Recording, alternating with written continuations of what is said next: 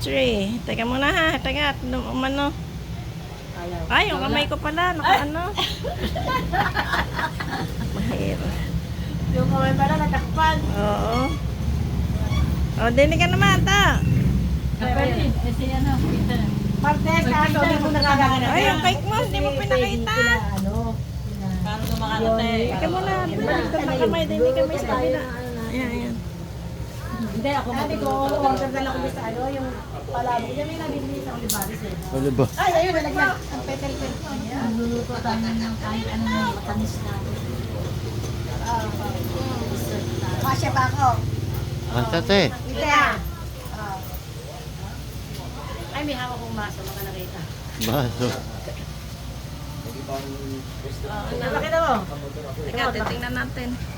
Ayos ba? Teka, tinitignan ko ilan minute eh. Ayan, ayan, pwede na.